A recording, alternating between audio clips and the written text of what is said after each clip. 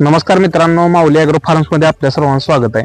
तर युट्यूबला माझं चॅनलच आहे माऊली ड्रॅगन फार्म म्हणून. त्याच्यावर आपण सिलिकॉन बद्दल व्हिडिओ टाकलेत की आपण ड्रॅगन फ्रूटला उन्हाळ्यात सनबर्निंग प्रोटेक्शनसाठी सिलिकॉन मारतोय. आता केओलिन आणि सिलिकॉन दोन प्रकारचे पावडर आपल्या ड्रॅगन फ्रूटसाठी आपण वापरतोय.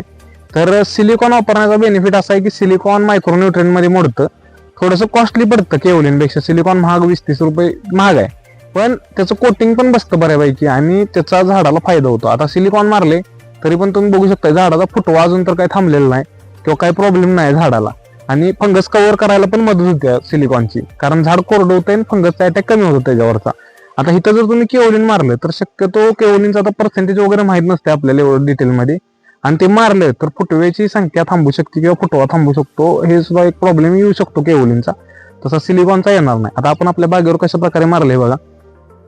आता अजून आपल्या इथं टेम्परेचर जास्त नाही, पण ज्यांच्या तिथं टेम्परेचर जास्त जातंय, ज्या शेतकरी मित्रांच्या इथं की 38, 39, 40, 42 टेम्परेचरच्या वर तुम्ही सिलिकॉन किंवा केओलिनचा प्रयोग करू नका. तुमचा तिथं त्रास होईल तुम्हाला. 42च्या वर जात असेल तर तिथं तुम्ही क्रॉप कव्हर किंवा शेडनेटचा वापर करा.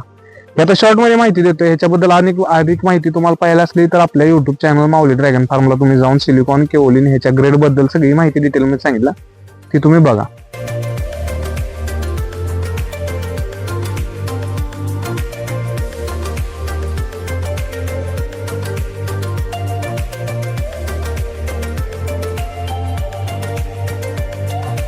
तर आता इथं तुम्ही बघू शकता शेतकरी मित्रांनो, इथं आपण सिलिकॉन मारलंय पण अजून पण आपल्या खालच्या खोडाला फुटवा निघलाय. आता हा फुटवा आपण कट करून घेणार आहे, पण सिलिकॉन किंवा केओलिन काय पण तुम्ही मारताय तेव्हा मारताना ह्या पूर्ण पानाला तुम्ही कोटिंग द्या खाली बुडक्यापर्यंत.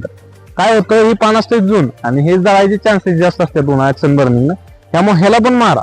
नुसतं वरती मारू नका, ह्याचा पण गरज आहे आपल्याला, कारण ह्याला जर एकदा फंगस लागला तर तो लवकर जात नाही, कारण हा मेन खोड आहे आपल्या झाडाचा. त्यामुळे ही काळजी घ्या, एवढं सांगायचं आहे.